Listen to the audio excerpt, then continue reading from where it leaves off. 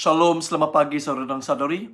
Marilah kita bersama-sama menderita dengan Tuhan Yesus pada Jumat Agung, hari penderitaan Tuhan ini. Marilah kita memulakan saat itu pada pagi ini dengan menyanyikan lagu Kerana Salibmu.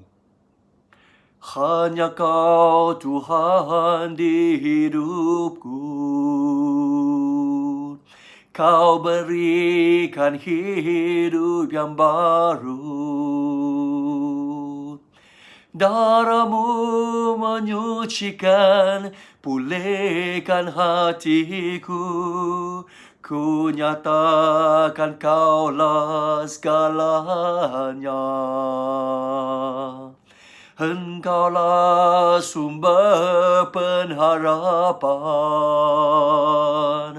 Kuasa-Mu sanggup menyembuhkan. Jiwaku pun berserah hanya kepadamu. Yesus, Kaulah segalanya. Kerana salibmu ku hidup, kerana salibmu ku menang. Engkau yang berkuasa, sanggup untuk melakukan mukjizat-Mu. Kerana salibmu ku hidup, kerana salibmu ku menang. Engkau yang berkuasa, sanggup untuk melakukan mukjizat-Mu di hidupku. Mari kita bersatu dalam doa. Ya Allah Bapa kami yang di syurga, betapa kasihnya Engkau terhadap kami Bapa, sehingga Engkau mati di atas kayu salib untuk kami Bapa. Engkau melakukan segala yang terbaik untuk menyucikan kami, untuk menyembuhkan kami, untuk memberikan hidup kepada kami Bapa. Bapa, pada pagi ini, pada hari Jumat Agung ini Bapa, biarkanlah sekali lagi kami merenungkan dosa diri kami, merenungkan kebaikan dan kasih-Mu yang begitu panjang, lebar, dan tinggi dan mendalam ini Bapa. Terima kasih Bapa kerana mengabuli doa kami. Dalam nama Yesus Kristus yang Maha Berkuasa kami berdoa. Amin. Saudara dan saudari, pada pagi ini kita mau merenung daripada Mazmur 36 ayat 1 hingga 13. Untuk pemimpin choir, Mazmur Daud, hamba Tuhan. Dosa bertutul dalam lubuk hati orang jahat. Mereka menyangkal Allah dan tidak takut kepadanya. Kerana mereka membanggakan diri dan berfikir dosa mereka tidak akan diketahui dan tidak dibenci.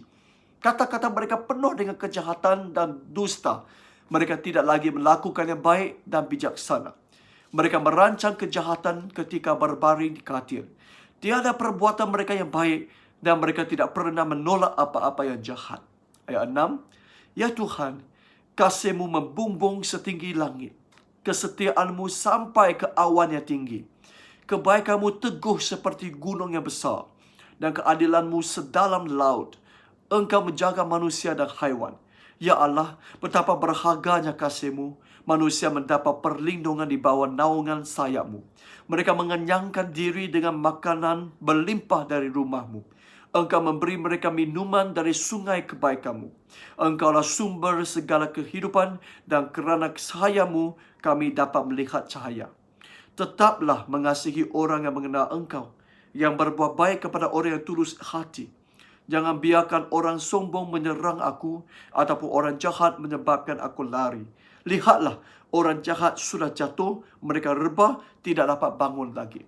Ya saudara dan saudari, ayat 1 hingga 5 menunjukkan dosa dan betapa jahatnya manusia saudara dan saudari. Terutamanya saya ingin menarik perhatian semua pada ayat 4. B, dia kata mereka tidak lagi melakukan yang baik dan bijaksana. Saudara dan saudari, sebenarnya ini manusia ini sepatutnya kita dicipta menurut rupa Allah. Rupa Allah yang terbaik dan yang paling bijaksana. Jadi sebenarnya saudara dan saudari, kita ini dibina waktu kita dicipta. Kita ini penuh baik dan penuh bijaksana, saudara dan saudari.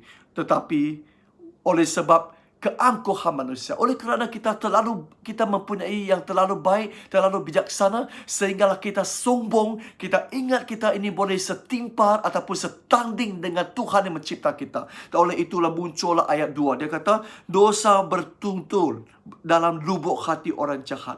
Mereka menyangkal Allah dan tidak takut kepada Allah. Saudara dan saudari, ini bermaksud kita mula daripada hati ini, kita sudah sombong, sudah angkuh, dan kita sendiri mahu menggantikan kedudukan Allah ini. Kita sendiri mahu menjadi Allah. Kita tidak mahu lagi menonjolkan rupa Allah di atas kita. Sebaliknya, kita mahu menonjolkan kepandaian diri, kekuatan diri, lihai diri, supaya orang lain tidak nampak Tuhan di atas kita, tetapi nampak kepandaian diri kita di atas kita. Jadi saudara dan saudari, sebenarnya manusia sengaja tidak mahu menonjolkan kemuliaan Allah, rupa Allah di atas kita ini, saudara dan saudari. Kerana kita ini mahu jadi Tuhan. Oleh itu, dosa ini mulai daripada hati. Hati kita fikir mahu menyangkal Allah. Hati kita tidak takut kepada Allah, tidak hormat langsung kepada Allah. Jadi daripada hati ini merebak, wabak ini merebak, COVID ini merebak, sampai ayat 3, pikiran dosa mereka tidak akan diketahui dan tidak dibenci. Bermaksud manusia ingat apa yang mereka lakukan itu tidak diketahui. Seperti mana dilakukan oleh Adam dan Hawa. Bila mereka makan buah yang boleh membezakan yang baik dan yang jahat itu, mereka ingat Tuhan tidak tahu. Mereka ingat boleh disembunyikan daripada pengetahuan Allah. Tapi saudara dan saudari, sebaliknya Allah tahu kesemuanya. Tengok, daripada hati, COVID dosa ini merebak sampai ke pikiran kita. Pikiran kita membanggakan diri, dan kita ingat kita ini boleh disembunyikan daripada Allah. Jadi setelah itu daripada otak, daripada pikiran, ayat 4 mula merebak sampai ke mulut. Kata-kata mereka penuh dengan kejahatan dan dusta. Saudara dan saudari, kamu boleh perasan, manusia sepatutnya mulut kita dicipta untuk apa? Untuk, Yakobus kata, mulut kita dicipta untuk memuji Allah.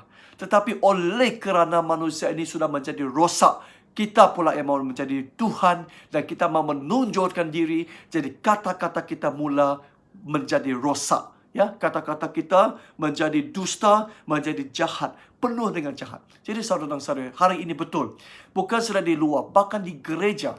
Di gereja saya mau tanya saudara dan saudari, siapakah ataupun apakah yang melukai hati kamu selalu? Adakah orang tumbuk kamu pakai genggaman ini? Adakah orang tampar kamu pakai tapak tangan mereka? Tidak. Tapi banyak orang melukai kita melalui mulut-mulut. Walaupun bukan saja di luar. Luar itu macam neraka. Di gereja, orang ingat gereja ini adalah syurga. Tapi mulut kita tetap nerakawi, saudara dan saudari. Mulut kita tetap penuh jahat, penuh dahsyat, penuh bisa, penuh racun. Betulkah kata-kata kita? Oleh kerana racun ini, COVID ini, dari hati merebak sampai fikiran, lepas tu merebak sampai mulut-mulut. Semakin serius, saudara dan saudari. Dan inilah daripada mulut merebak sampai ayat 5. Dia kata, mereka merancang kejahatan ketika berbaring di katil. Tiada perbuatan mereka yang baik, dan mereka tidak pernah menolak apa-apa jahat. Wow, saudara dan saudari. Dari mulut merebak sampai kaki dan tangan. Dan perbuatan kita mula celaka. Kita mula merancang, bukan saja melakukan, tapi merancang pada masa depan bagaimana dari semasa ke semasa kita melakukan segala muslihat kita terhadap orang lain, bahkan terhadap Tuhan, saudara dan saudari. Kita tidak pernah menolak apa yang jahat. Nah, inilah dilakukan di sini, saudara dan saudari. Saudara dan saudari, ingatkan saya di sini bahawa Tuhan tidak mencipta orang yang berdosa. Tuhan tidak mencipta orang yang rosak. Tuhan cipta orang yang baik dan penuh bijaksana. Tapi kita sendiri yang menjadi rosak. Ya, seperti ayam tidak bertelur rosak. Semua telur ayam itu baik. Tapi oleh kerana beberapa hari kemudian telur itu berputar menjadi rosak. Ya, jadi itulah bukan ditelurkan oleh ayam itu, tapi telur yang baik pula menjadi rosak. Saudara dan saudari, manusia yang baik setelah dikongkong oleh angkuh, dikongkong oleh sombong, kita pula menjadi rosak, menjadi jahat, menjadi dosa. Jadi saudara-saudari, saya doa supaya Tuhan membantu mengawal hati kita, memelihara hati kita selalu, supaya hati kita tidak menjadi rosak, tidak berdosa, supaya wabak ini boleh diberhentikan. Tidak lagi merebak sampai ke pikiran, mulut, dan kaki tangan, saudara dan saudari. Dan seterusnya, berhadapan dengan manusia yang begitu berdosa. Bagaimana reaksi Allah, saudara dan saudari? Ayat 6. Ya Tuhan, kasih-Mu membumbung setinggi-tinggi, kesetiaan-Mu sampai ke awan yang tinggi, kebaikan-Mu teguh seperti gunung yang besar, dan keadilan-Mu sedalam laut. Engkau menjaga manusia dan haiwan. Wah, saudara dan saudari, berhadapan dengan kejahatan manusia, tapi Allah tetap mengasihi kita dengan begitu panjang, begitu lebar, begitu tinggi, dan begitu mendalam sampai ke dasar laut, saudara dan saudari. Dia tetap mengasihi kita. Dan ayat 8 sampai 10, Allah yang mengasihi kita ini tetap memberi. Apa yang Dia memberi? Ayat 8, ayat 7b, Dia menjaga manusia.